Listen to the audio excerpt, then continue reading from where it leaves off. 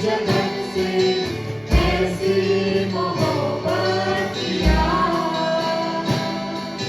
पापों से हमको मुक्ति दिलाने यीशु मसीह को दिया,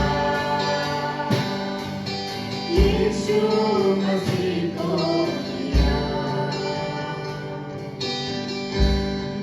धन्यवाद यीशु, धन्यवाद। हे आमचा सर्वाधीश परमेश्वर, आकाश व पृथ्वीचं निर्माण करता माझ्या देवा, धन्यवाद प्रभू परमेश्वर, स्तुती आराधना तू प्रभू परमेश्वर स्वर्गात मान्य करून घेतलंस म्हणून धन्यवाद माझ्या राजा। हे प्रभू परमेश्वर जीवन आहेस, धन्यवाद येशू, तू राजांचा राजा आणि प्रभूंचा प्रभू आहे। हो प्रभू परमेश्वरा, धन्यवाद आमच्यावर आगापी प्रीती केल्याबद्दल प्रभू। आम्ही सर्वजण प्रभू परमेश्वरा तुझ्या हाती समर्पित होतो। आम्ही जसे आहोत प्रभू परमेश्वरा तसे आम्ही तुझ्या हाती पडतो प्रभू। प्रभू धन्यवाद प्रभू परमेश्वर, तू आम्हाला मान्य करून घेतलंस। हो प्रभू परमेश्वर, आम्ही पापी होतो तरीसुद्धा प्रभू परमेश्वर त्या अंधकारातून प्रभू तू आम्हाला प्रकाशात आणलंस म्हणून धन्यवाद येशू। हे प्रभू परमेश्वर धन्यवाद, तू आमची स्तुती आराधना स्वर्गात मान्य करून घेतलंस म्हणून। आम्ही विशेष करून प्रभू वचनासाठी प्रार्थना करतो प्रभू। हे प्रभू, जे वचन येत आहे, जे वचन दुधारी तलवारापेक्षा तीक्ष्ण आहे प्रभू, हे प्रभू ते ऐकण्यासाठी प्रभू तू आमचे कान उघड, आमचे डोळे उघड प्रभू परमेश्वरा। हे प्रभू परमेश्वरा, हे वचन आम्ही आमच्या जीवनात प्रभू तशा त्या प्रकारे वाटचाल करावी तसं आम्हाला तू तयार कर प्रभू परमेश्वरा। हे प्रभू परमेश्वरा, पाळक साहेबांवर विपुल आशीर्वाद असू दे प्रभू। त्यांच्या तोंडातून निघणारे प्रत्येक शब्द प्रभू तू मान्य करून घे आणि प्रभू तुझ्या कृपेछायेच्या मध्ये प्रभू परमेश्वरा त्यांनी वचन द्यावं, त्यांना तू सहाय्य कर प्रभू परमेश्वरा। होऊ दे सर्व काही तुझ्या आणि तुझ्या इच्छानुसार प्रभू। येथे उपस्थित असलेल्या सर्वांवर विपुल आशीर्वाद असू दे माझ्या राजा। जे आपल्या येण्याच्या मार्गांवर आहेत त्यांच्यावर विपुल आशीर्वाद असू दे। मी सर्व काही तुझ्या हाती देत तारणारा येशू याच्या प्रिय पवित्र गोड नावाने मागते म्हणून ऐक पित्या, आमेन।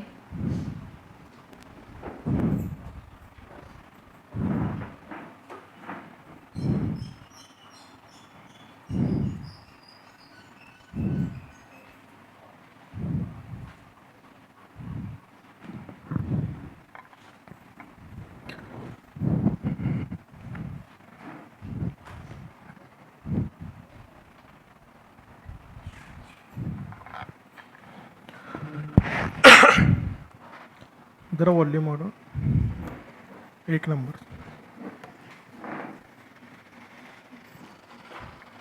खालना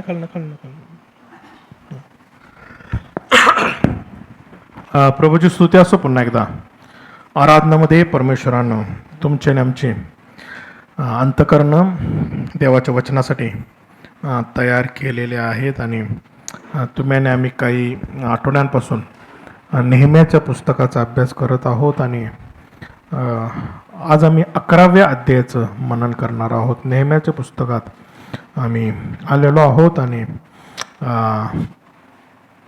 11वा अध्याय, मागच्या आठवड्यात आपण 10व्या अध्यायाचा अभ्यास केला होता। कशा प्रकारे परमेश्वर आमच्याकडून पावित्र्याची अपेक्षा करत आहे आणि नवीन वर्षामध्ये पदार्पण करत असताना आम्हाला पावित्र्यामध्ये कशा प्रकारे चालणं गरजेचं आहे त्याच्याबद्दल आम्ही अभ्यास केला होता आणि आज आम्ही 11व्या अध्यायामध्ये येत आहोत। जर तुम्ही नोट्स काढत असाल तर आपलं आजचं शीर्षक आहे सर्वसामान्य लोकांचा सन्मान आणि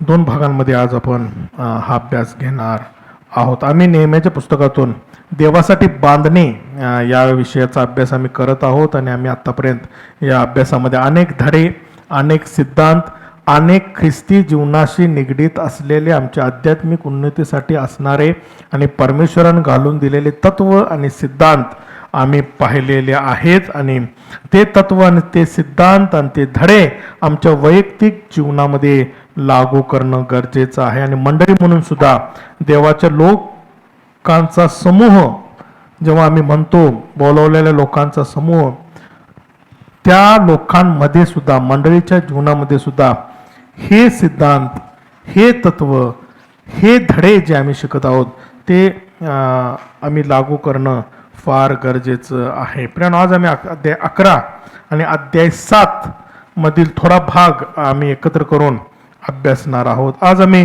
सामान्य लोकांचा सन्मान किंवा गौरव पाहणार आहोत. 11 अध्यायाने पहिलं वचन सांगतं, लोकांचे अधिपती यरुशलेमेत राहत असत. वरकड लोकांपैकी 10तल्या एकाने पवित्र नगर यरुशलेम येथे राहावे आणि 9 जणांनी इतर नगरात वस्ती करावी हे ठरविण्यासाठी त्यांनी चिठ्ठ्या टाकल्या. आता याबद्दल थोड्या वेळाने आपण सविस्तर पाहणार आहोत किंवा पुढच्या आठवडी आम्ही त्याच्याबद्दल शक्यतो पाहणार आहोत. तुम्ही या ठिकाणी समजून घ्या की काही लोकांचे अधिपती यरुशलेमेत राहत होते. हे आम्हाला दाखवते की इतर लोक म्हणजे इतर अधिपती यरुशलेमेच्या बाहेरील उपनगरांमध्ये राहत होते. आता या पहिल्या वचनात आम्हाला एक गोष्ट समजते की काही अधिपती यरुशलेमेत राहत होते, पण काही अधिपती यरुशलेमेच्या बाहेर जी आजूबाजूला नगर होती, उपनगर म्हणलेले आहेत. ही उपनगर, नगर आणि उपनगर, मेन शहर आणि उपनगर. आता आपण मिरज हे शहर म्हणलं तर उपनगर कुठलं आहे? सुभाषनगर आहे, मालगाव आहे. ही सगळी उपनगर आहेत आजूबाजूला लागून. सांगली शहर धरलं तर विश्रामबाग हे काय आहे? उपनगर आहे. आणि पवित्र शास्त्रामध्ये अशा प्रकारे बोलीभाषा होती आणि म्हणून यरुशलेम हे माता शहर होतं, माता नगरी होती. आणि मग हे जे उपनगर होते त्याच्या कन्या शहर होती. लक्षात ठेवा, हे इब्रू भाषेतलं काय आहे? वाक्यप्रचार आहे. आणि म्हणून यरुशलेमे बाहेर राहणाऱ्यांनी यरुशलेमेत कोण राहावयास जाणार हे ठरवण्यासाठी काय टाकलेले आहेत? चिठ्ठ्या टाकलेल्या आहेत. आणि आता आपण बघितलं मागच्या वेळेस, चिठ्ठ्या टाकणं पवित्र शास्त्रामध्ये काय दाखवत आहे? ही परमेश्वराची इच्छा आहे. परमेश्वर याद्वारे बोलत आहे. आणि पूर हिब्रू भाषेमध्ये त्याचा अर्थ आहे. आणि मग या पूरवरूनच पुरीम हा सण सुद्धा आलेला आहे. तो आम्हाला एस्तेरच्या पुस्तकात पाहायला मिळतं. आणि 24 मार्चला तो सण आहे आणि तुम्ही आणि आम्ही एकत्रित तो सेलिब्रेट करणार आहोत. नेहम्याच्या 11व्या अध्यायाच्या 2ऱ्या वचनामध्ये बघा, जे संतोषाने यरुशलेमेत राहण्यास कबूल झाले त्या सर्वच लोकांनी धन्य म्हटले. आता बघा, पहिल्यामध्ये आम्ही पाहतो की यरुशलेमेमध्ये बाहेर राहणाऱ्याने यरुशलेमेत कोण राहणार हे ठरवण्यासाठी काय केलेलं आहे? चिठ्ठ्या टाकलेल्या आहेत. म्हणजे बघा, त्यांची इच्छा नव्हती किंवा ज्या जणांची इच्छा असेल माहित नाही, पण दुसरं अध्याय आम्हाला, दुसरं वचन आम्हाला अधिक सांगतं. मध्ये आम्ही पाहतो की दुसऱ्या अध्यायामध्ये काही लोक संतोषाने यरुशलेमेत राहण्यास कबूल झाले. म्हणजे बघा, काही लोक म्हणले ते चिठ्ठ्या बिट्ट्या राहू दे, आम्ही संतोषानं स्वतःची गरज सोडून आम्ही यरुशलेमेत आता राहायला जाणार आहोत. संतोषानं म्हणजे चिठ्ठी टाकली म्हणजे परमेश्वराने निवडले, आता जायलाच पाहिजे. बघा, पहिल्या अध्यायामध्ये तो भाग होता. 10 जणांचे चिठ्ठ्या टाकले, एकाची चिठ्ठी निघल त्यानं जायच होतात यरुशलेमेत. पण दुसऱ्या वचनामध्ये आम्हाला पाहायला मिळतं की काही लोक म्हणले राहू दे चिठ्ठ्या बिट्ट्या, आम्हाला देवाच्या नगरीमध्ये, जे नगर परमेश्वरानं निवडलेलं आहे त्याच्या गौरवासाठी, यरुशलेम, तिथं आम्ही राहणार आहे. आणि म्हणून म्हणले नाही, जे लोक संतोषाने यरुशलेमेत राहण्यास कबूल झाले त्या सर्वास लोकांनी धन्य म्हटले. ते लोक धन्य, लोक इतर लोक म्हणले तुम्ही धन्य आहात, कारण तुम्ही संतोषानं देवाच्या नगरीमध्ये, देव जिथं उपस्थित आहे, जे नगर परमेश्वरानं निर्माण केलेलं आहे त्याच्या गौरवासाठी, त्यामध्ये तुम्ही राहायला आलेला आहात. किती सुंदर. बघा, 3रं वचन सांगते, यरुशलेमेत राहणारे प्रांताधिकारीचे प्रमुख हेच होते, पण इस्रायल लोक, याजक, लेवी, नथनियम व सलमोनाच्या सेवकांचे वंशज यरुशलेमेत व यहुदातील आपापल्या नगरात व वतनात राहत होते. यरुशलेमेत काही यहुदी व काही बन्यामी राहत होते. यहुदी वंश हे पारसेच्या संततीपैकी अतया बिन उजिया बिन जकर्या बिन अमर्या बिन शफाट्या बिन महल्लेल. आता ही नावं आपण थोड्या वेळ बाजूला ठेवूया, पण आम्ही त्यातील मुख्य गोष्ट आपण बघणार आहोत. आता हे समजण्यासाठी काय घटना घडत आहे आम्हाला 7व्या अध्यायामध्ये येणं गरजेचं आहे, आणि त्या 7व्या अध्यायामधून आम्हाला पार्श्वभूमी समजून घेणं फार गरजेचं आहे. आता 7वा अध्याय पहिलं वचन काय सांगते बघा, कोट बांधण्याचे काम संपल्यावर मी त्यास दरवाजे लावले आणि द्वारपाल, गायक व लेवी यांची नेमणूक केली. तेव्हा मी आपला भाऊ हनानी व गदीचा अधिपती हनन्यायास यरुशलेमेचे अधिकारी नेमले. हा हनन्या इमानी असून इतर पुष्कळ लोकांहून देवाचे भय विशेष बाळगत असे. मी त्यास सांगितले, उन्हाचा ताप होईपर्यंत यरुशलेमेच्या वेशी उघडू नये. लोक काम करीत असता वेशीचे दरवाजे लावून त्यास अडसर घालावी. यरुशलेमेचे पहारे नेमावे आणि प्रत्येकाने आपापल्या घरासमोर पहारा करावा. नगर विस्तीर्ण व मोठे होते, पण त्यात लोक थोडे असून अद्यापी घरे बांधली नव्हती. आता परिस्थिती अशी होती, मी तुम्हाला थोडक्यात सांगतो. यरुशलेम बिना कोटाचं, बिना भिंतीचं, बिना कंपाऊंडचं जवळजवळ 160 पेक्षा जास्त वर्ष तसंच पडलेलं होतं. आता हे 160 कुठून आले? यहुदी लोक 70 वर्ष बंदिवासात राहिले. आणखी 90 वर्ष गेल्यानंतर नेहम्याने देवाच्या इच्छेप्रमाणे यरुशलेमेचे कोट बांधून पूर्ण केलेले आहेत. आणि म्हणून जर आम्ही हिशोब केला तर 70 अधिक 90 जवळजवळ 160 वर्ष हा यरुशलेम बिन कोटाची, बिना भिंतीची, बिना सुरक्षितेची तशीच ओसाड पडलेली होती. यरुशलेमेभोवती आम्ही बघितलं मातीचे ढीग, दगडांचे ढिगारे पडलेले होते. 3-4 अध्यायामध्ये आम्हाला पाहिलं, जेव्हा नेहम्या गेला त्यानं बघितलं सगळं नासधूस झाली होती. आजूबाजूला सर्व प्रकारची घाण होती. त्यामुळं क्वचितच लोक अशा घाणीच्या ठिकाणी, बिना सुरक्षितेच्या ठिकाणी राहत होते. यरुशलेमाला कोट नव्हते. यरुशलेम राजकीय दृष्ट्या, धार्मिक दृष्ट्या उद्ध्वस्त झालेलं नगर होतं, आणि यरुशलेमाचे कोट नसल्यामुळे तिचे सर्व शत्रू सहज आक्रमण करत होते.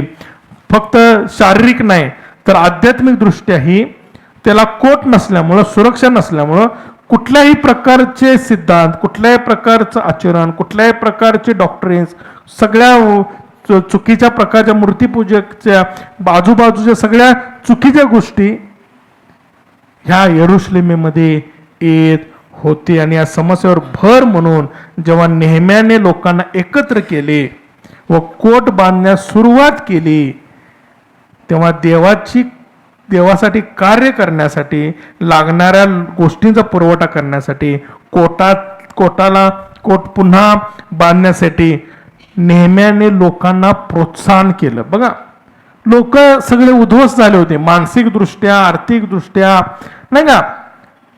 आणि म्हणून नेहम्याला येऊन त्यांना प्रोत्साहन करावं लागलं. अरे बाबांनो, चला आपण देवासाठी काय करूया, बांधूया. पण लोकांनी मात्र बघा लोक आले,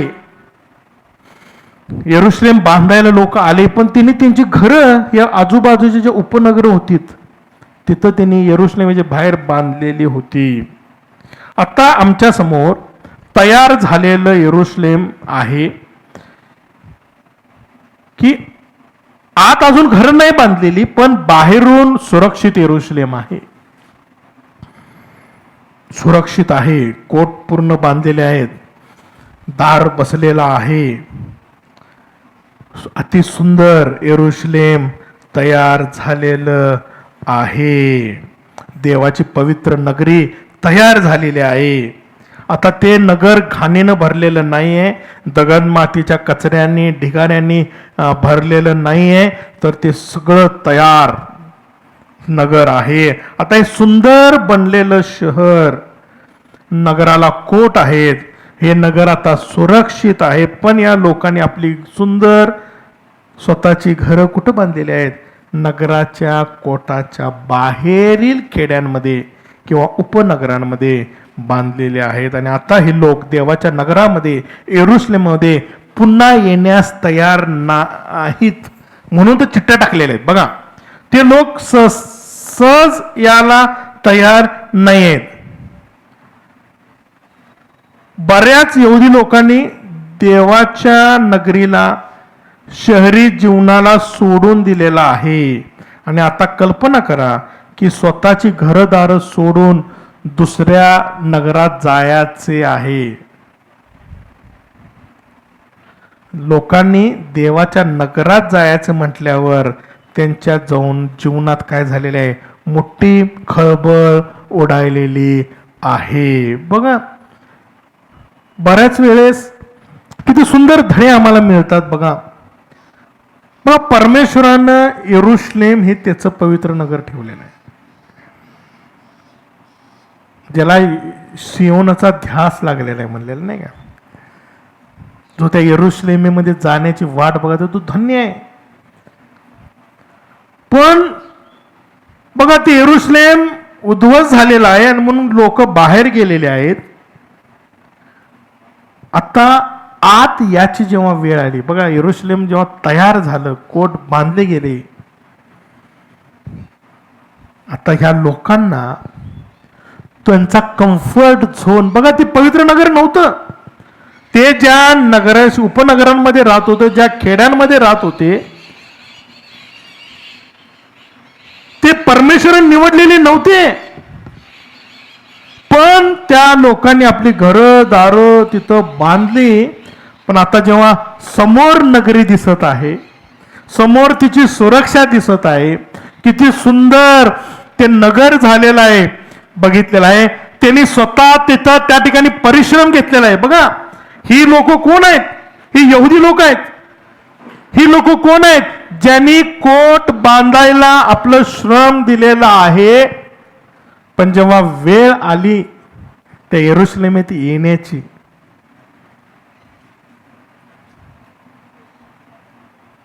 त्यांना त्यांचं ते कम्फर्ट झोन, मराठीत काय म्हणतोय आपण,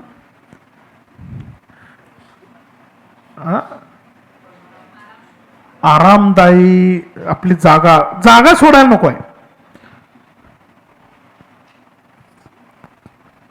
आम्हाला सोयीची जागा नको आहे. कल्पना करा.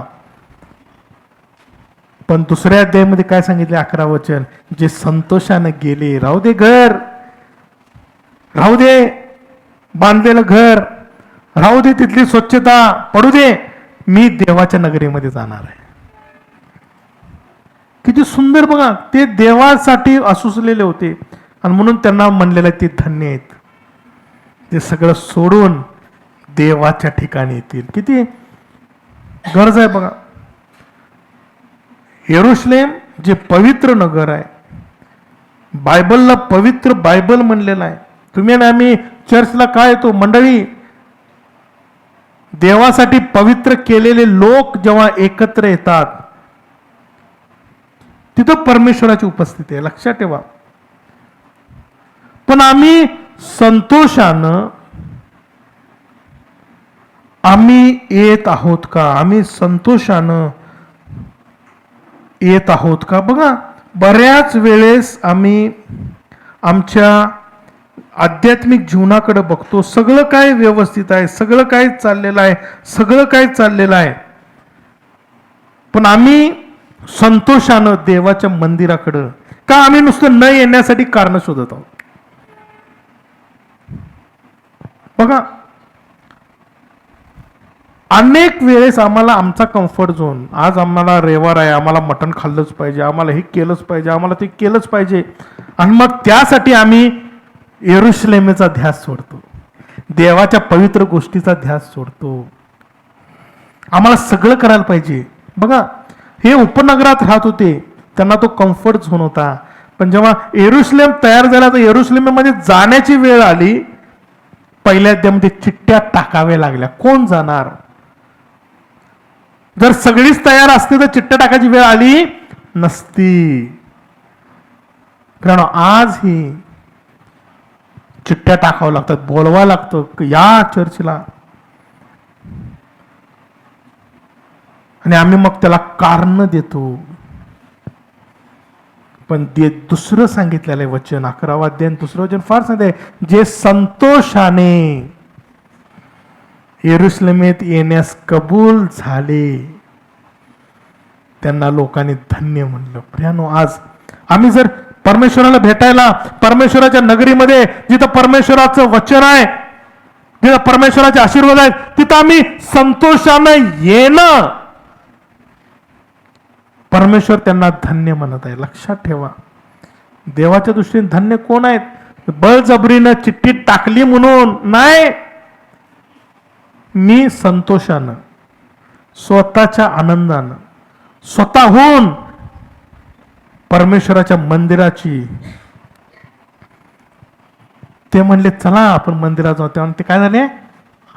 आनंदित झाले.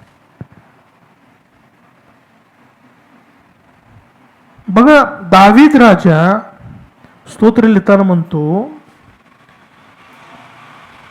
चिमण्यांना तुझ्या वेद्यांजवळ घरटे करण्यास. बघा, तो बघत आहे सिहोनेकडे, येरुशलेमेकडं, त्या मंदिराकडं, आणि तो पळून गेलेला आहे. आणि तो त्या चिमण्यांवर जलस झालेला आहे. तो त्या चिमण्यांकडे बघत आहे आणि म्हणतो, अरे तुम्ही किती भाग्यवान आहात की तुम्ही त्या देवाच्या वेदीजवळ तुम्ही तुमच्या लेकरांना ठेवत आहात. पण मला तिथं जायची इच्छा आहे, पण मला जाता येत नाही. बघा, जशी हरणी पाण्याच्या प्रवाहासाठी धापा टाकते, तसा त्याचा जीव त्याच्या दर्शनासाठी धापा टाकत होता. फ्रेंड, आज कुठेतरी आम्ही आशीर्वादित का नाही, आम्ही धन्य का नाहीये? हे धन्य भाषांतरामध्ये मला ऍक्च्युली ते ब्लेसेड आहेत, आशीर्वादित आहेत, जेणे संतोषानं, नाही का, पाळक साहेब काय म्हणतील, लोक काय म्हणतील म्हणून चर्चला येतो का मी स्वतः परमेश्वराच्या भेटीला, त्या जशी हरणी पाण्याच्या प्रवाहाला धापा टाकते. बघा, तिला काय पाणी ताण लागले म्हणून नाही टाकत बरं का. लक्षात ठेवा, हरणी पाण्याच्या प्रवाहाला पाणी ताण लागल्या म्हणून धापा टाकत पळत नाही, तर तिच्या माग सैतान लागलेला आहे, तिला खायला आणि गिळायला. आणि ती तिचा जीव, तिला माहित आहे जर त्याच्या ताब्यात सापडलं तर मी मरणार आहे. कारण तो जो भक्षक माग लागलेला आहे तो तिला गिळायला, मारायला येत आहे. तिला एकच माहित आहे, मी वाचणार कधी आहे, जेव्हा मी पाण्यामध्ये मर्ज होणार आहे.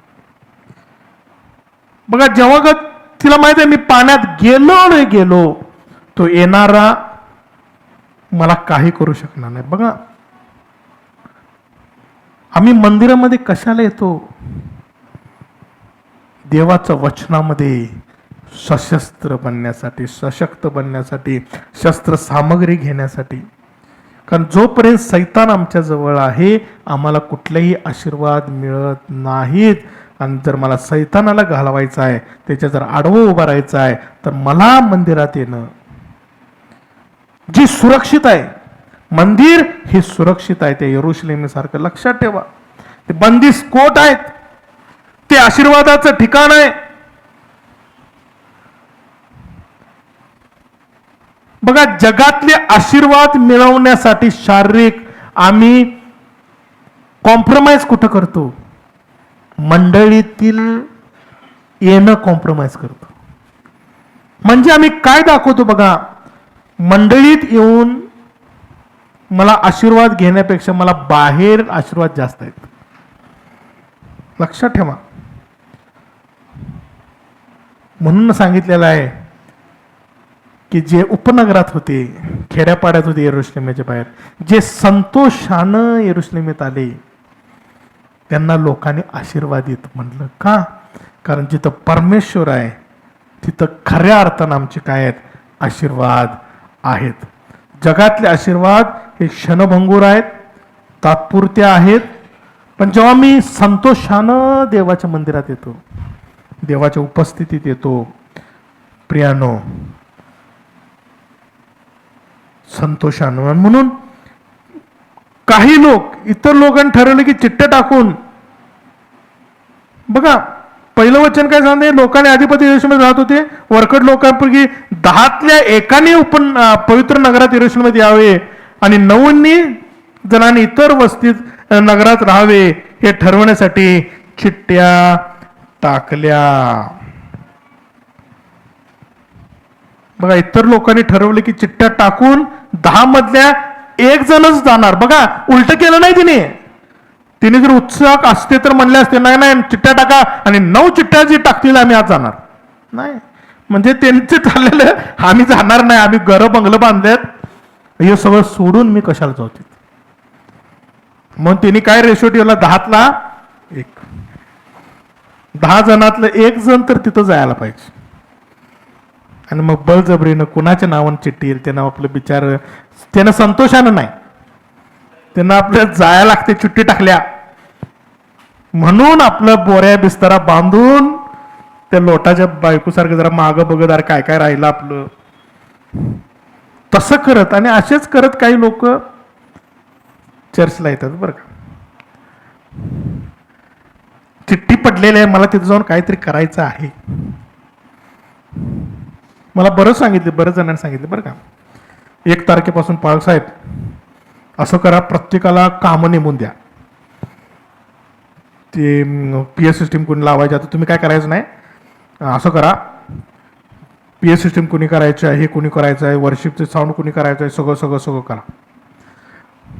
हे जर मी सांगितलं असतं तर ते कसं झालं असतं? चिठ्ठी टाकल्यासारखं झालं असतं. नाही, बळजबरी बाळासाहेबांनी सांगितलंय, जबरदस्ती आहे, नाही कसं म्हणायचं.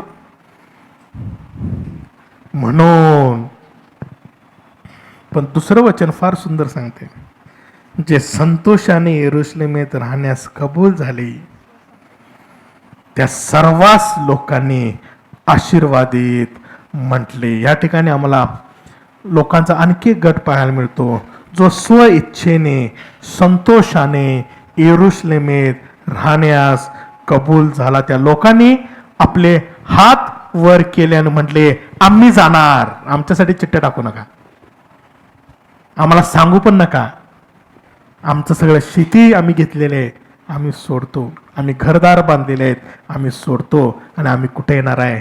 यरुशलेमेत येणार. का? कारण ती पवित्र नगरी आहे, जिथं देवाची उपस्थिती आहे. आणि जिथं देवाची उपस्थिती आहे तिथं आम्ही जे गमावलं जरी असेल जगात, परमेश्वर आम्हाला तिची 10 पट देण्यास, 10 पट 100 पट देण्यास तो समर्थ आहे. बघा या लोकांची भावना काय होती,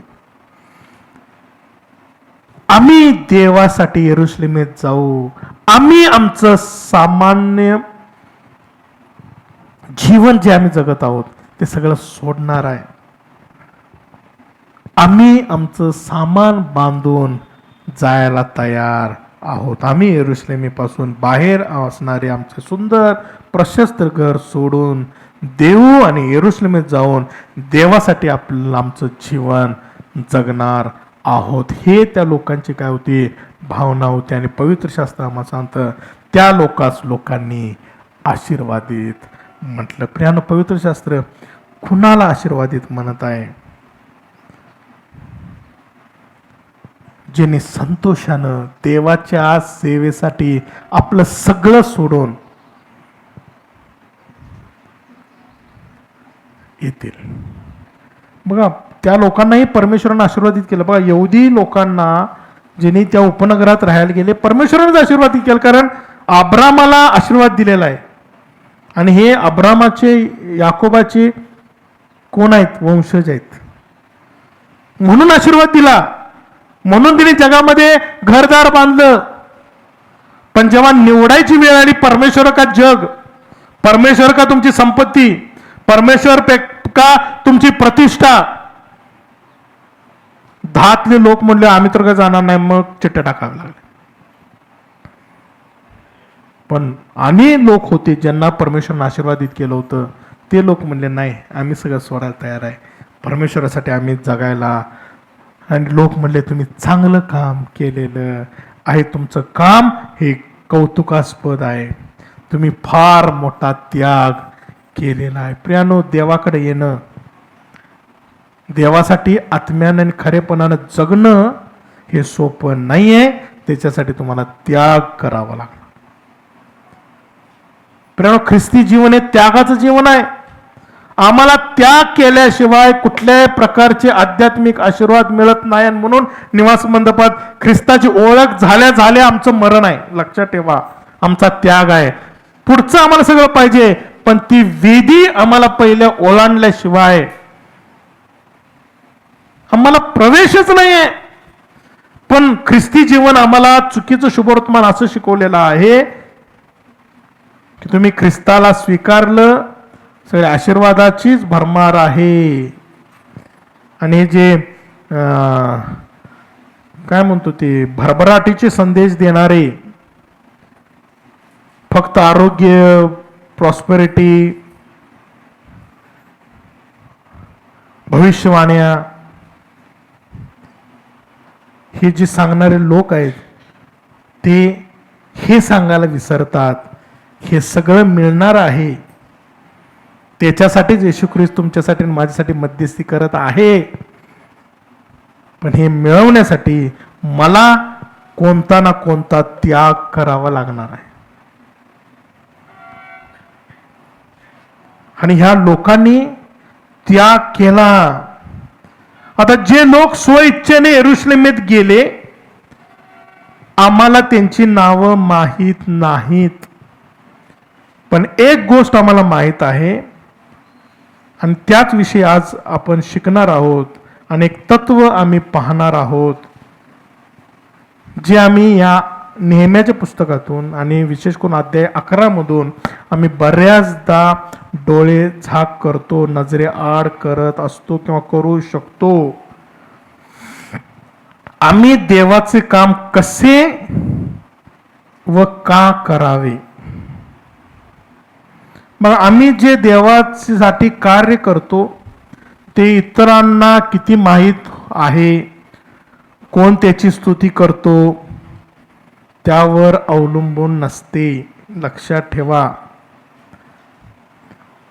देवासाठी जर मला काम करायचं आहे तर ते मी काम करत असलेलं काम किती लोक बघत आहेत, किती लोक मला वाहवा करत आहेत, किती लोक माझी स्तुती करत आहेत, यावर अवलंबून नसतं. जर आमचं काम जर कुणाला माहीत नसेल, आमचं नाव जर इतरांना माहीत नसेल, तरी लक्षात ठेवा, इथं कुणाचं नाव नाहीये. जे लोक स्वसंतोषानं, स्वइच्छेनं, स्वतःच्या इच्छेनं, संतोषानं आले, त्यांना आशीर्वादित म्हणलं. बघा, त्यांची नाव माहीत नाहीत, म्हणून नाव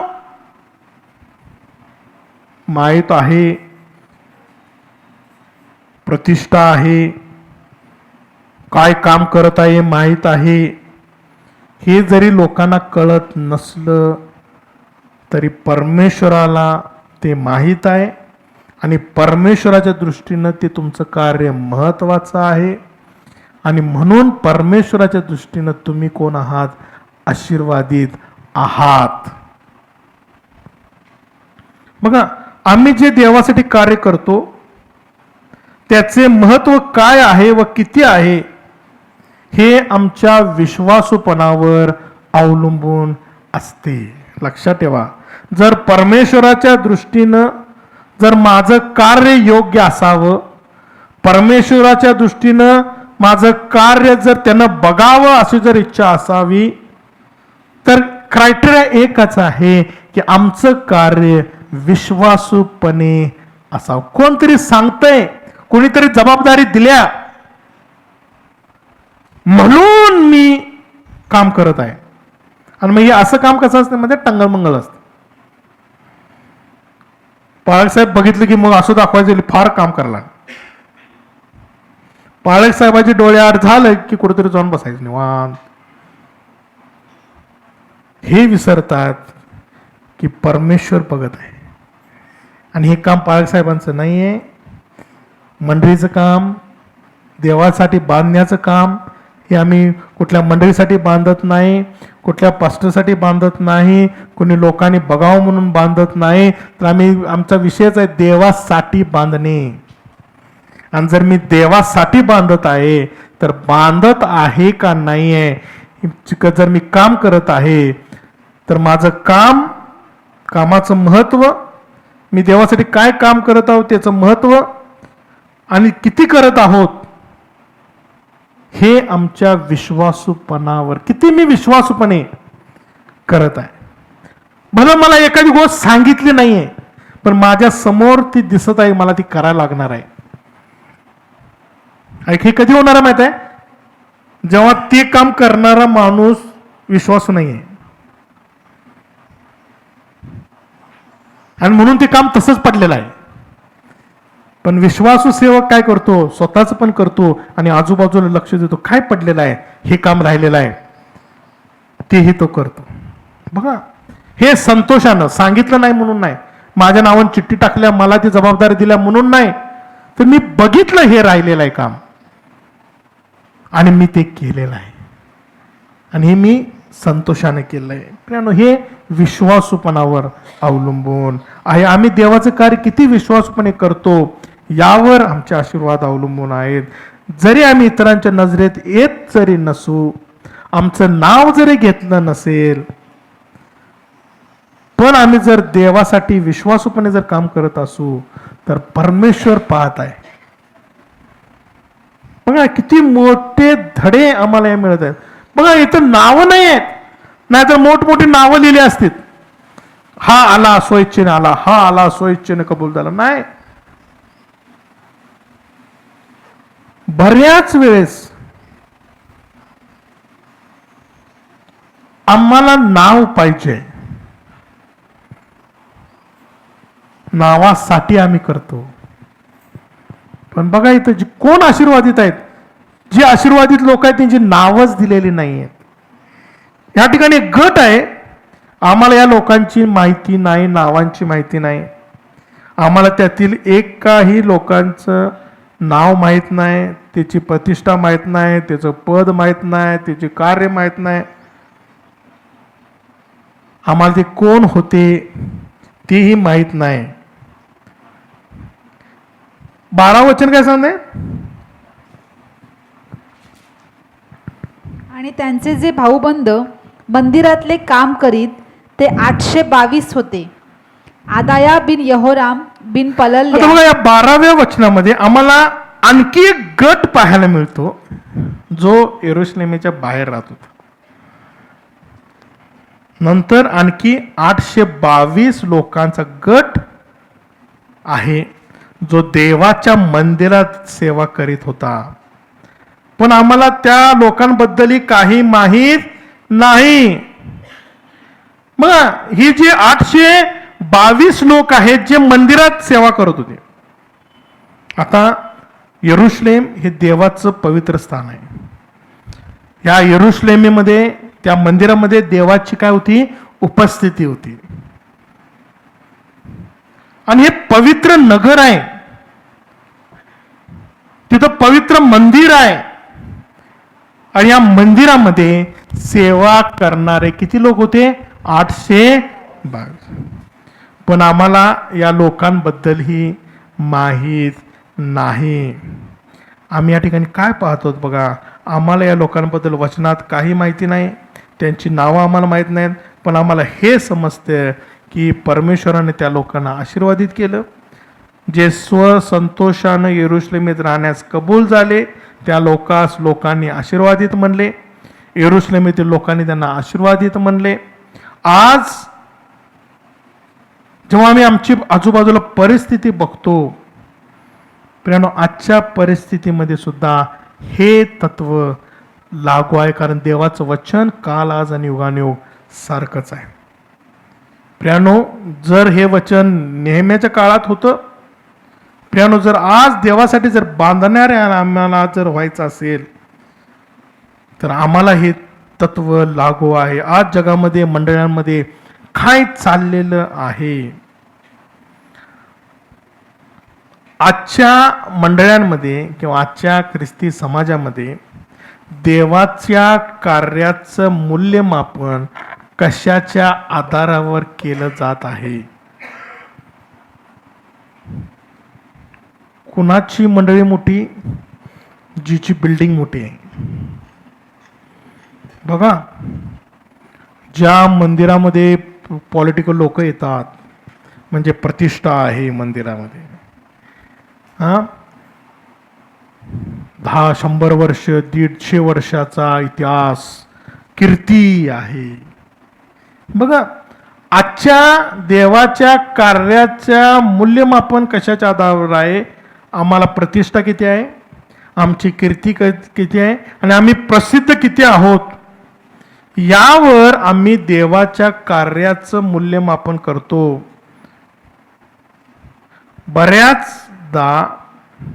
यामुळंच बऱ्याचदा आम्ही देवाच्या कार्य करण्यासाठी प्रोत्साहित होतो. बघा, आम्हाला कोण ओळखतं,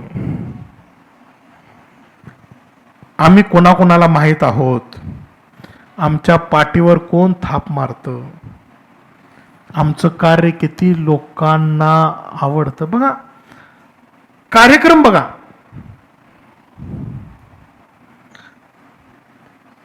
देवाचं गौरव करण्यासाठी कार्यक्रम नसतं, तर ती प्रतिष्ठा आहे. मी आल्यावर किती लोक गर्दी होते. बघा, आजच्या कार्यक्रमाचा क्रायटेरिया काय? की कार्यक्रम मी घेतला की किती लोक गर्दी होते. बघा, आजच्या लोकांचं, काल आम्ही एका कार्यक्रमामध्ये पास्टर इतकं नाराज झाले होते, लोक आली नाहीत. लोक येणं न येणं हा क्रायटेरिया नाहीये. देवाचं वचन प्रभावपणे मांडलं जाणं आणि विश्वासूपणे ते केलं जाणं. बऱ्याच वेळेस आम्ही या चुकीच्या मूल्यमापन, आमच्याबद्दल लोकांनी किती ऐकलेलं आहे यावर आम्ही देवाच्या कार्याचं मोजमाप, आजकाल ते यूट्यूबवर हे आहे नाही का, काय रेटिंग आहे नाही, काय रेटिंग नाही, माझे फॉलोअर्स किती आहेत, फॉलोअर्स किती आहेत त्याच्यावर आम्ही. पण आज जर तुम्ही यूट्यूबवरच गेला आणि ज्यांचे फॉलोअर जास्त आहेत असे जर तुम्ही काढला आणि त्यांच्याबद्दल जे बिब्लिकल लोक जे सांगत आहेत ते कशा प्रकारे लोकांना फसवत आहेत. बघा, आम्ही कुणाकडे आकर्षित होत आहोत आणि आम्ही कुठल्या मूल्यमापनावर आम्ही आमची सेवा करत आहोत हे फार महत्वाचं आहे. जर आम्ही अशा प्रकारे देवाचं कार्य करत असू तर आम्ही मोठ्या समस्येत पडणार आहोत. बघा, मत्ती 6:1 काय सांगते? माणसाने पहावे या हेतूने तुम्ही आपले धर्माचरण त्यांच्यासमोर न करण्याविषयी जपा, केले तर तुमच्या स्वर्गातील पित्याजवळ तुम्हाला प्रतिफळ नाही. येशू ख्रिस्त काय म्हणते बघा,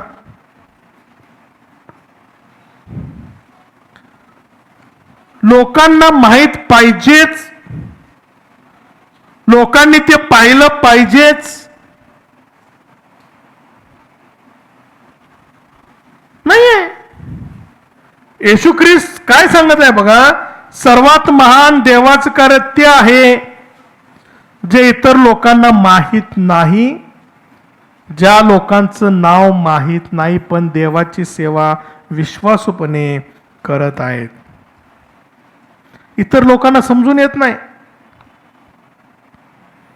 आणि म्हणून ख्रिस्ताने त्याच्या शिष्यांना तसे न करण्याविषयी शिकवलं आहे.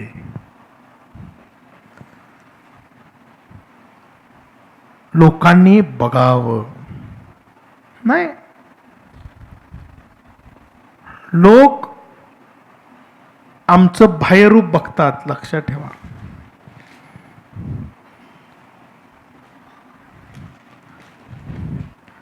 घाम घुम आहे, सूट बूट घालून प्रीचिंग चालू आहे, फॅड आहे. लोकांनी बघावं म्हणजे सूट घातला म्हणजे मी भारी प्रीचर झालो नाही. येशू ख्रिस्त या शिष्यांमध्ये ओळखत नव्हता, म्हणून तर यहूदा इस्करियोतला त्याला दिलं नाही का, चुंबन घे म्हणलं नाही का. कारण तू ओळखत नव्हता 12 शिष्यात तो कोण आहे. आम्हाला मात्र सगळ्यांमध्ये आम्ही उठून दिसायला पाहिजे. मग यासाठी सगळे प्रकारचे प्रयत्न, मोठमोठे झगे घालायचे काय, मोठे क्रॉस घालायचे काय.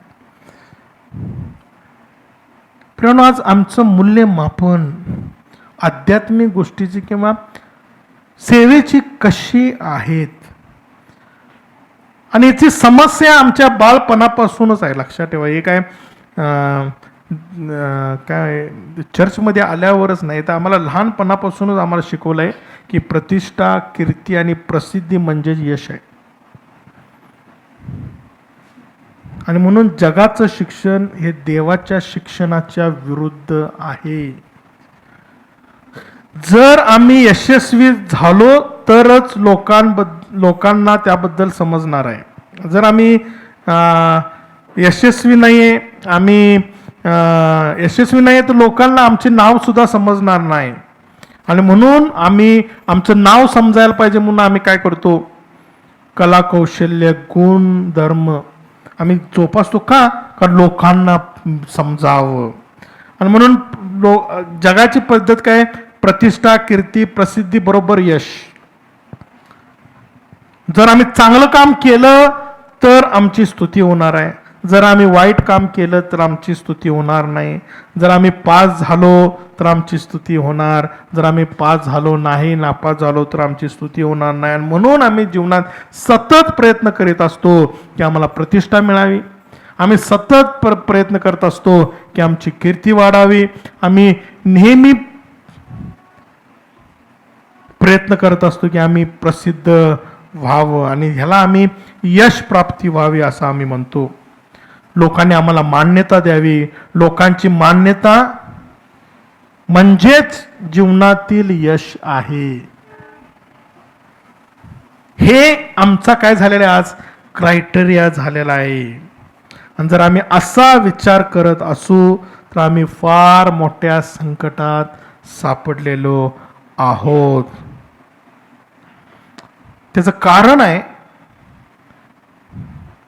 की जर आम्हाला लोकांनी मान्यता जर दिली नसेल तर आम्ही स्वतःला अपयशी समजायला लागतो.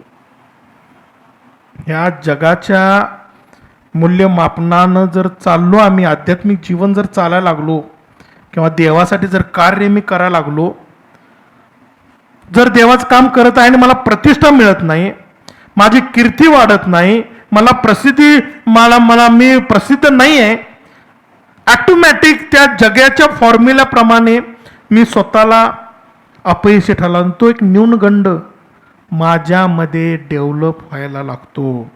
आणि मग समजायला लागतं की अरे मी निरुपयोगी आहे. एवढी सेवा करत आहे विश्वासूपणे, पण जे करत नाहीत त्यांना प्रसिद्धी मिळत आहे नाही का, त्यांची जास्त फॉलोअर्स आहेत. आणि मग विश्वासूपणे करणाऱ्याला ते न्यूनगंड तयार व्हायला लागतो. आणि मग जीवनात मी काहीच करू शकत नाही, ही एक भावना, किंवा मला काहीच किंमत नाही, मी निरुपयोगी आहे, मी माझ्या जीवनात काहीच मिळवलेलं नाही, मी माझ्या जीवन वाया गेलेलं आहे, माझं जीवन व्यर्थ झालेलं आहे. पण हे सर्व आम्ही ख्रिस्ती विश्वासणारे म्हणून आम्ही आमच्या जीवनात ही करत असतो. आणि म्हणून हीच मेंटॅलिटी, हीच मनोवृत्ती आम्ही आध्यात्मिक जीवनात सुद्धा लागू करू शकतो. लक्षात ठेवा.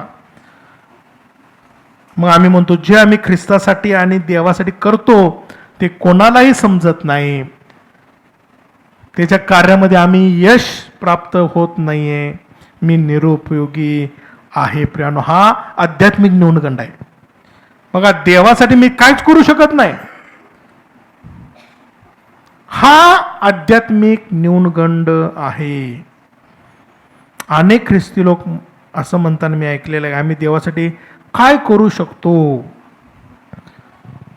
माझ्याकडं पहा, मला संदेश सांगता येत नाही, मला गीत गाता येत नाही, मला लहान मुलांना चांगलं शिक्षण देता येत नाही, लोकांसमोर उभं राहून मला बोलता येत नाही, मला लोकांसमोर बोलताना घाम येतो, हातपाय थरथर कापायला लागतात, मी देवासाठी काय करू शकतो. अनेक लोक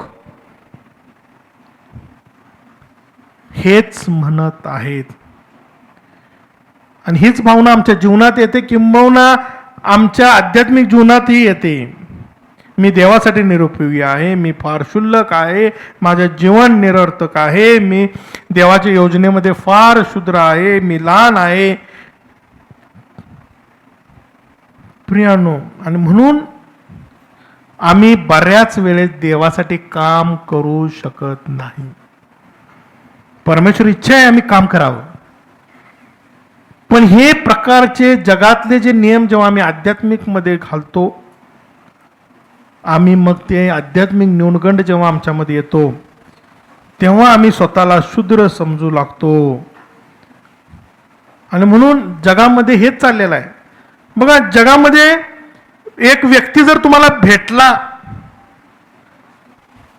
लक्षात ठेवा, तुम्ही पहिले 2 प्रश्न विचारतो कोणालाही, तुम्ही कसे आहात, हाऊ डू यू डू, आणि दुसरा प्रश्न लगेच असतो, तुम्ही काय करता, व्हॉट डू यू डू. आणि मग आम्ही जाळ्यात सापडतो. तुम्ही कसे आहात, ठीक आहे, तुम्ही काय करता विचारलं की मग तिथं तुमची प्रतिष्ठा आली, तिथं तुमची कीर्ती आली. नाही, मग तुम्ही काय करता त्याच्यावर तो पुढचा माणूस अवलोकन करून त्याचं मत बनवत असत. आणि मग बऱ्याच वेळेस ती प्रतिष्ठा जाऊ नये म्हणून आम्ही खोटं सांगतो, नाही का, आम्ही या कंपनीत आहे, आम्ही हे करत आहे, हा, माझे एवढे फॉलोअर्स आहेत.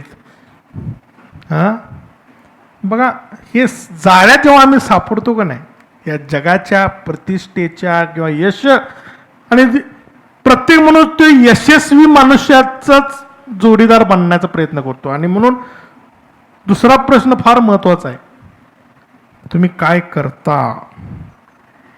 आणि यावरच पुढची व्यक्ती मूल्यमापन करत असते, तुमची किंमत करत असते. तुम्ही जर मोठ्या हुद्द्यावर आहात, मोठ्या चर्चचे पास्टर आहात, तर तुमची किंमत, भले त्या चर्चमध्ये काय काय मिळत नसणार, जगाच्या दृष्टीनं ते प्रतिष्ठेचं चर्च आहे म्हणल्यावर, तिथला पास्टर म्हणल्यावर,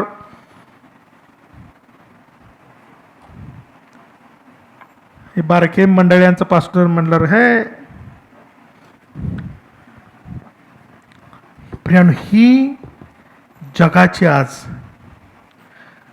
आणि म्हणून आम्ही स्वतःचं मूल्यमापन, आम्ही काय करतो आणि कोणाला ते माहीत आहे यावर करतो. म्हणून शास्त्रज्ञ सुद्धा मानतात की निवृत्ती हा मानवाच्या मनावर मोठा आघात आहे. लक्षात ठेवा. म्हणून यहुदी लोक रिटायरमेंट हा नाही आहे, शब्दच नाही. बघा, यहुदी हिब्रू शब्द जिथं नाही आहे तिथं परमेश्वर इच्छाच नाही आहे, ते नाही आहे, ते होच नाही. आणि हिब्रू भाषेत रिटायरमेंट हा शब्दच नाही. आणि म्हणून बायबलमध्ये कोणच रिटायर झालेलं नाही. आणि देवाची इच्छा आहे आम्ही रिटायर होऊ कारण निवृत्तीमुळं व्यक्तीची ओळख गमावली जाते. आणि लक्षात ठेवा, निवृत्ती होईपर्यंत त्या माणसाला एक प्रतिष्ठा असते. एकदा का तो निवृत्ती झाला, त्याची किंमत गमावतो, त्याचं पद ते जातं आणि मग त्याच्यामध्ये न्यूनगंड यायला लागतो. आणि मग घरात बसून आजारपण, काम नाही, लोक मध्ये याला बिनकामाचा हे होता. म्हणून बायबल कुठंच निवृत्ती नाही. आम्ही जीवात जीव आहे शेवटपर्यंत आम्ही काम करावं. आणि मग पण परमेश्वराची मनोवृत्ती तशी नाही आहे प्रियांनो. परमेश्वराची वृत्ती जगाच्या विरुद्ध आहे.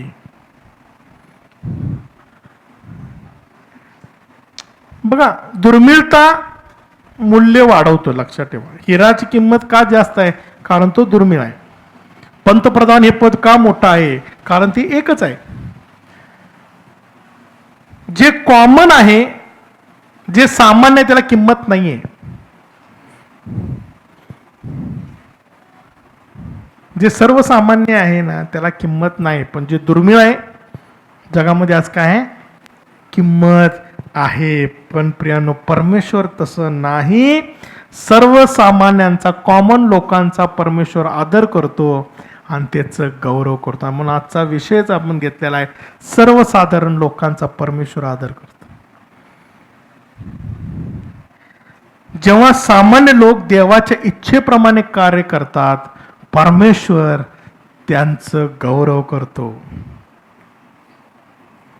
तुम्ही जे देवाचं कार्य करता त्याचे महत्व या गोष्टीवर नाही की कोणाला ते माहीत आहे, कोण तुमची स्तुती करतं ह्याच्यावर नाही, तर देवाचे कार्य, त्या देवाच्या कार्याचे महत्व तुम्ही किती विश्वासूपणे ते कार्य करता त्यावर अवलंबून आहे. आणि याचंच तत्व, सिद्धांत आम्हाला देवाच्या वचनात पाहायला मिळतं. पहिलं तत्व आज आपण बघणार आहे. 3-4 तत्व आहेत, आपण पुढच्या वेळेस बघणार. कारण आज आम्ही मेजामध्ये सुद्धा हात घालणार आहोत. आणि ज्यांनी मागच्या 1 तारखेला अभिवचन घेतले नाहीत त्यांच्यासाठी ती वेळ असणार आहे अभिवचन घेण्याची. आणि म्हणून हा एकच मुद्दा आपण घेऊन थांबणार आहोत. पहिलं तत्व किंवा पहिला सिद्धांत आम्ही म्हणू शकतो की परमेश्वर सामान्य लोकांना त्याच्या कार्यासाठी पाचारण करतो, सामान्यांना त्याच्या कार्यासाठी दीक्षित करतो, सामान्य लोकांना त्याच्या कार्यासाठी निवडतो. आता थोड्या वेळ या सिद्धांताचं वचन आपण बघूया. जुन्या करारामध्ये आम्ही काय पाहतो? अनुवाद याचा 7वा अध्याय आणि 7वं वचन. परमेश्वर म्हणतो, परमेश्वराने तुमच्यावर प्रेम करून तुम्हाला निवडले, याचे कारण तुम्ही संख्येने इतर राष्ट्रांपेक्षा पुष्कळ होता म्हणून नव्हे.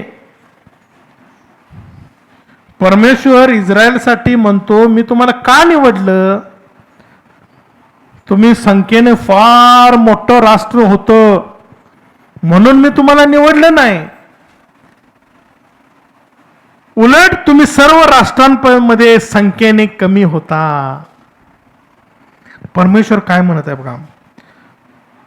परमेश्वरा इस्रायलाला का निवडलं परमेश्वरानं? परमेश्वर म्हणतो, अरे इस्रायली लोको, तुम्ही स्वतःला जगातील इतर राष्ट्रांपेक्षा विशेष समजू नका. तुम्ही इतरांपेक्षा विशेष होता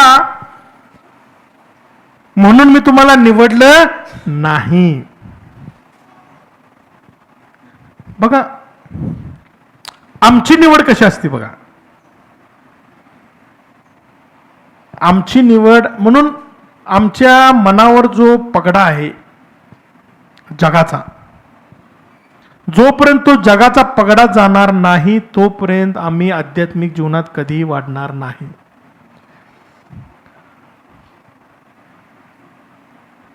आम्ही चर्चचा विचार केला. आता आध्यात्मिकतेमध्ये बघत आहोत. जगात तेच आहे. जगात बहुसंख्य लोक जे असतील बरोबर असतील, बरोबर ना. बहुसंख्य लोक काय म्हणतील ते बरोबर आहे. पण बायबल सांगते 12 जण कनान हेरण्या गेले. 10 जणांनी काय सांगितलं? बरोबर कोण होतं? 2 जण. लक्षात ठेवा, बायबल आध्यात्मिक गोष्टी आणि जगी गोष्टी जगाच्या विरुद्ध आहे. आणि म्हणून तुम्ही जर दोन्ही एकत्र केला तुमचं जीवन खुंटलं. लक्षात ठेवा, तुम्ही जगातले सिद्धांत जर तुम्ही आध्यात्मिक जीवनात जर वापरायला लागला तर तुमची अधोगती झाली हे निश्चित आहे. कारण जगाचे सिद्धांत आणि आध्यात्मिक जीवनाचे सिद्धांत हे परस्पर विरोधी आहे. पण बऱ्याच वेळेस आम्ही आध्यात्मिक, बघा, जर मला चर्च निवडायची वेळ आली, बघा तुम्ही एक तिराईत व्यक्ती म्हणून बघा, आत्ता तुमचा विश्वास झालेला आहे, ख्रिस्ताची ओळख झालेली आहे आणि तुम्हाला कुठल्या चर्चला जायचं आहे, पहिली गोष्ट तुम्हाला कुठला पास्टर प्रसिद्ध आहे बघा, कुठलं चर्च मोठं आहे,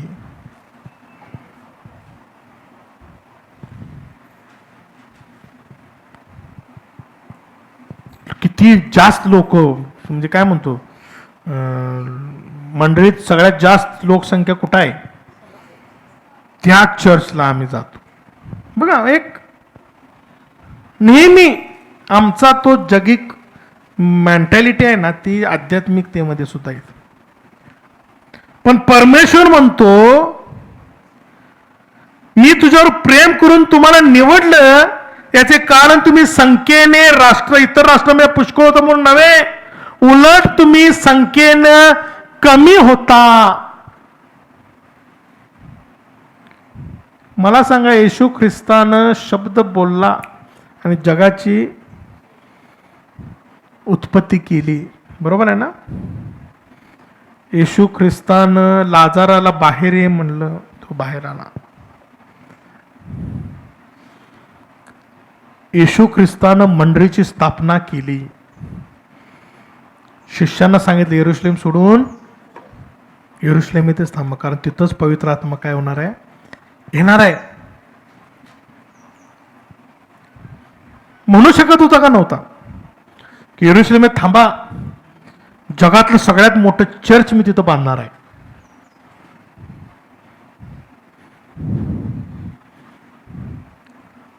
बांधलं म्हणलं का? उलट जे चर्च होतं, जे मंदिर हेरोदाचं होतं, त्याला येशू ख्रिस्तानं शाप दिला, तुझ्या चिऱ्यावर चिरा सुद्धा राहणार नाही. तरी आम्हाला इमारत, तरी आम्हाला लोक किती आहेत बघा. पहिली मंडळ्या बघा कुठं होत्या, घरोघरी भरत होत्या. ही परमेश्वराची कार्याची पद्धत आहे की घरोघरी. म्हणजे काय हो, म्हणजे तुम्ही फॅमिली आहात, एक शरीर आहात. एक अंग दुखलं की दुसऱ्या अंगाला परिणाम होतो. आणि हे कुठं होतं माहित आहे, जिथं लोक संख्येनं कमी असतात तिथंच लोक वाढतात. लक्षात ठेवा, जितकं मोठं होईल माहित पण नाही ते घरात कोण मेलंय, माहित पण नाही तो आजारी आहे, सगळं चाललेलं आहे. आणि म्हणून ती घरोघरी सेल चर्चेस ही बायबल मधली काय आहे संकल्पना आहे. तो म्हणतो, उलट पक्षी तुम्ही संख्येने इतर राष्ट्रांपेक्षा कमी होता, तुम्ही अशक्त होता, म्हणून मी तुम्हाला काय केलेलं आहे, निवडलेलं आहे. तुम्ही दुर्बळ कमकुवत होता, तुम्ही इतर राष्ट्रांपेक्षा संख्येने कमी होता, म्हणून मी निवडलं. कारण तुम्ही दुर्बळ होता, कमकुवत होता आणि त्यातूनच परमेश्वर म्हणतो मी माझं गौरव प्रदर्शित करू शकतो. म्हणून मी तुम्हाला निवडलं, तुमच्यातून गौरव प्रकट करायचा आहे. तुम्ही अशक्त आहात, जेव्हा तुम्ही देवासाठी मोठं काम करायला लागणार, काय होणार आहे? लोक हेच म्हणणार, अरे हा साधा माणूस आहे ना, पण परमेश्वरानं किती अद्भुत काम केलं. हे गौरव परमेश्वराला घ्यायचा आहे. म्हणून तो म्हणतो मी तुम्हाला निवडलं, इतर राष्ट्रांनी मला पाहावे म्हणून तुम्हाला निवडलं नाही.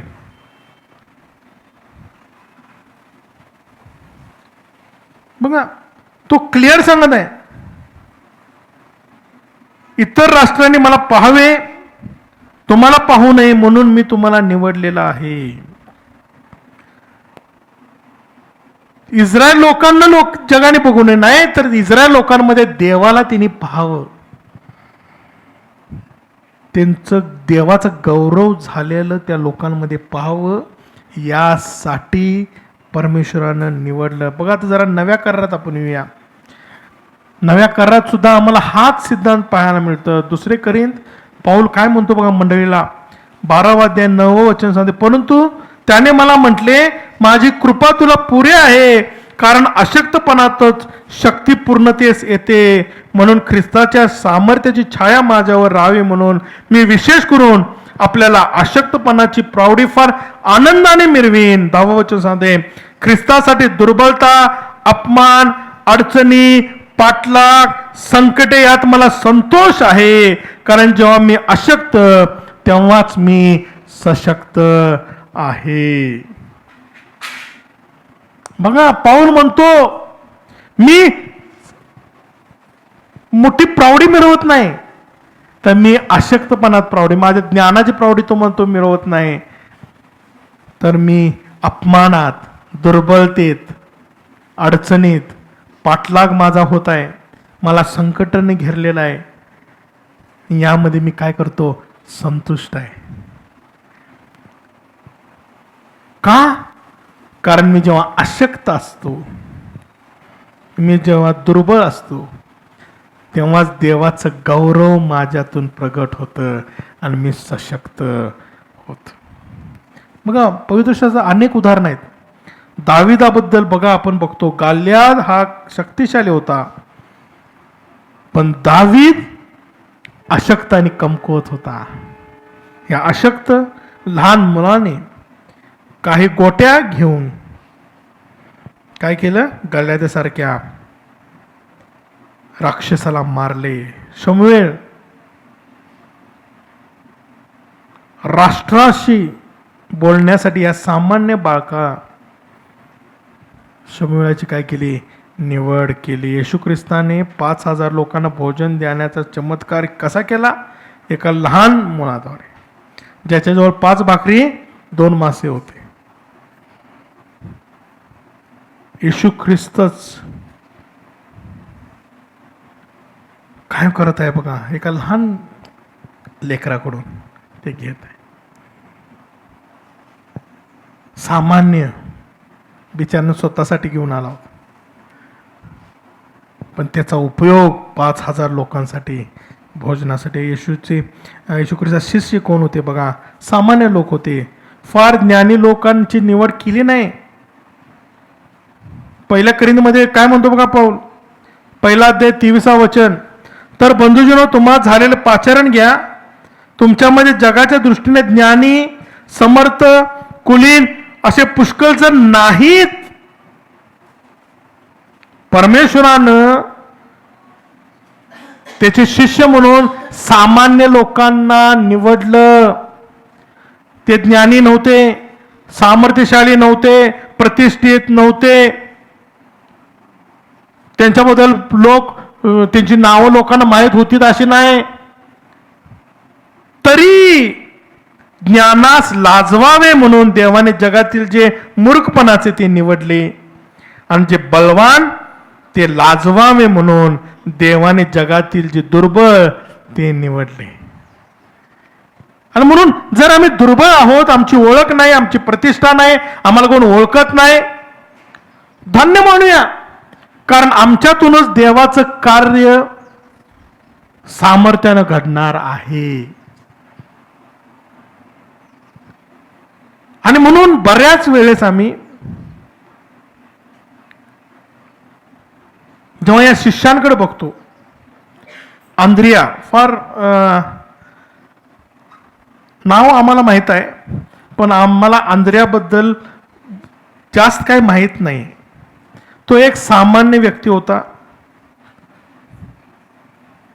आणि या 12 शिष्यातील पहिला ख्रिस्ताकडे आलेला व्यक्ती होता. पण जेव्हा आम्ही आंद्रियाकडे बघतो, आम्हाला तो प्रमुख प्रेषित म्हणून पाहायला मिळत नाही. त्याच्याबद्दल फार पेत्रासारखं, यहुदासारखं, योहानासारखं लिहिलेलं आम्हाला पाहायला मिळत नाही. जरी तो येशूकडे येणारा पहिला शिष्य होता, जरी तो आतल्या गोटातील शिष्य नव्हता. बघा, आतल्या गोटातील कोण होते? पेत्र, याकोब आणि तो अपरिचित होता, अप्रसिद्ध होता. आता आंद्रियाची ओळख सुद्धा बघा त्याच्या कर्तृत्वानं नव्हती. हा, पेत्राचा भाऊ आंद्रिया, म्हणूनच तिची ओळख आम्हाला पाहायला मिळते. बघा किती वाईट नाही आपल्याला जर असं कोण म्हणत असेल तर. हा, किती काम केलं तरी जर आपली ओळख जर दुसऱ्यांमुळे जर होत असेल, पण असली पेत्राची ओळख लिहिलेली का आंद्रियाचा भाऊ म्हणून?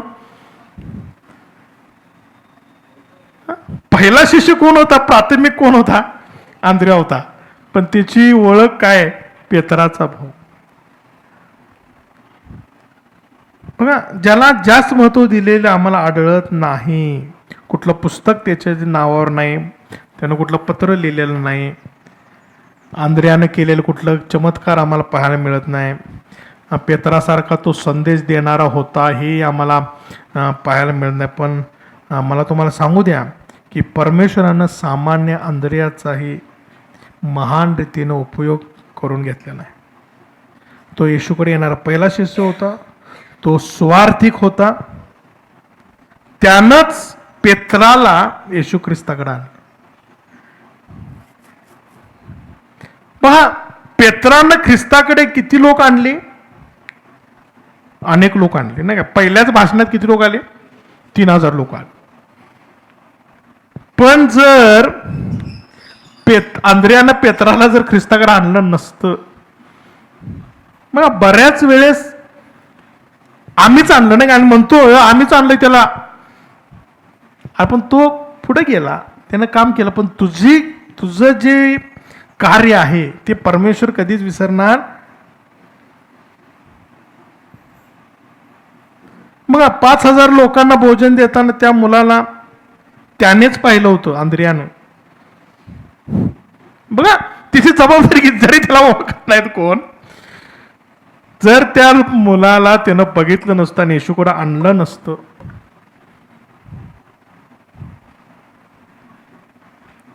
तर 5000 लोकांना जेवण कुठून दिलं असतं? विचार करा. ज्या माणसाचं नाव नाहीये त्या व्यक्तीनं पेत्राला आणलं, पेत्राद्वारे झालं. त्या मुलाला आणलं, मुलाच्याद्वारे 5000 लोक जेवण केले.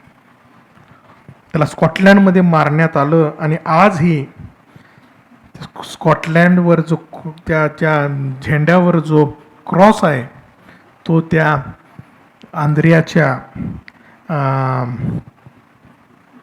काय म्हणतो साक्ष म्हणूनच आजही त्या राष्ट्राच्या झेंड्यावर परमेश्वराने त्याला ठेवलेला आहे. तो त्या स्कॉटलँड देशाचा तो संत म्हणून ओळखला जातो. प्रियानो, मला काय सांगायचं आहे? परमेश्वरानं सामान्य लोकांना त्याच्या कार्यासाठी निवडलं. जरी त्यांच्याबद्दल लोकांना माहीत नव्हती, जरी लोकांनी त्यांची स्तुती केली नाही, तरी परमेश्वरासाठी त्यांनी विश्वासूपणे कार्य केलं आणि परमेश्वराने त्यांना आशीर्वादित केलं. प्रियानो, जरी तुम्ही आणि आम्ही अशक्त असतो, परमेश्वर आमच्याद्वारे सामर्थ्यानं कार्य करतो, कारण मी तो म्हणतो मी अशक्त तेव्हाच मी सशक्त आहे. आमच्या सामान्यतेतून असामान्य कार्य करणारा परमेश्वर आहे आणि म्हणून त्याला आम्हाला असामान्य केलेलं आहे, कारण आमच्यातून त्याला आम्हाला सामान्य यासाठी केलं की आमच्यातून त्याला असामान्य गोष्टी करायच्या आहेत. आणि हे तत्व आमच्या ख्रिस्ती जीवनातून आमच्याद्वारे मंडळीतूनही दिसतं का, ह्याकडं आम्ही विचार करणं गरजेचं आहे. जर तुम्ही अशक्त दुर्बल आहात तर परमेश्वर तुमचा उपयोग त्याच्या कार्यासाठी अधिक सामर्थ्यानं करून घेऊ शकतो. जेव्हा आम्ही दुर्बल होतो, रिक्त होतो, तेव्हाच परमेश्वराची पूर्णता आमच्यामध्ये येत असते. आम्ही बघा, आम्ही गणितमध्ये बघतो नाही का, प्लस प्लस प्लस आहे नाही का, plus minus minus minus plus, हां निगेटिव्ह निगेटिव्ह झिरो आहे, हां पॉझिटिव्ह पॉझिटिव्ह झिरो आहे, पण पॉझिटिव्ह मायनस निगेटिव्ह ते पॉझिटिव्ह आहे. लक्षात ठेवा, सामर्थ्य आहे, कार्य आहे. आणि म्हणून जेव्हा आम्ही निगेटिव्ह असतो आणि परमेश्वर पॉझिटिव्ह असतो तेव्हाच आम्ही प्लसमध्ये जातो. पण जर आम्ही पण पॉझिटिव्ह म्हणतो ते परमेश्वर म्हणतोय तुझं तूच कर. बघा, एक तर त्याला काम करू द्यायचं आहे, नाहीतर आम्ही करायचं आहे. आम्ही केलं देहानं करणार आहे, पण जेव्हा तो आमच्यामध्ये काम करणार आहे त्याच्यासाठी आम्हाला निगेटिव्हमध्ये जाणं गरजेचं आहे. प्रियानो, परमेश्वर पॉझिटिव्ह आहे. जेव्हा आम्ही निगेटिव्ह होतो तेव्हा आमच्यामध्ये परमेश्वराचं सामर्थ्य येतं आणि पॉझिटिव्ह आम्ही होतो आणि आम्ही देवासाठी अधिक कार्य करणारे आम्ही बनतो. म्हणून पहिला आपण तत्व बघितलेलं आहे. दुसरं तत्व आपण पुढच्या वेळेस आपण नेहमीच्या दुसरा अध्याय आणि दुसऱ्या वचन 11वा अध्याय दुसऱ्या वचनातील अजून एक तत्व आम्हाला त्याच वचनात पाहायला मिळत आहे, त्याचा आम्ही अभ्यास करणार आहे. आपण डोळे बंद करूया. हे आमच्या मान परमेश्वरा, पुन्हा एकदा प्रभू तो आम्हाला नेहमीच्या पुस्तकातून प्रभू तो आम्हाला शिकवत आहेस, प्रभू तो आम्हाला चालवत आहेस. प्रभू तुझे आम्ही आभार मानतो. प्रभू तो सामान्य लोकांना असामान्य कार्य करण्यासाठी निवडलंस आणि प्रभू जे संतोषाने प्रभू यरूशलेमेत येण्यास प्रभू ते तयार झाले. प्रभू लोकांनी त्यांना आशीर्वादित म्हटलेलं आहे. प्रभू आम्हालाही आशीर्वादित लोक आम्हाला बनण्यासाठी प्रभू तो आम्हाला सहाय्य कर. प्रभू आम्हाला तू शक्ती दे प्रभू. आणि प्रभू होऊ दे प्रभू, आम्ही तुझं गौरव आमच्याद्वारे व्हावं, आम्ही आशीर्वादित व्हावं प्रभू. यासाठी प्रभू ही जी तत्व तू आम्हाला शिकवत आहेस प्रभू, ती समजण्यासाठी प्रभू तो आम्हाला सहाय्य कर आणि आम्हाला शक्ती दे प्रभू. प्रभू आम्ही जगातले तत्व आणि सिद्धांत आम्ही पाहू नये प्रभू, आमच्या जीवनात करू नये प्रभू, तर देवाचे आध्यात्मिक तत्व जे आहेत प्रभू ते आम्ही शिकावेत प्रभू, ते आमच्या जीवनात आम्ही करावेत प्रभू. यासाठी प्रभू तो आम्हाला सहाय्य कर, शक्ती दे प्रभू आणि होऊ दे प्रभू आमच्याद्वारे प्रभू तुझा आणि तुझं गौरव सदैव व्हावं प्रभू. असतो दयेन आणि कृपेन कर प्रभू. पुन्हा एकदा या मेजामध्ये आम्ही हात घालत असतो.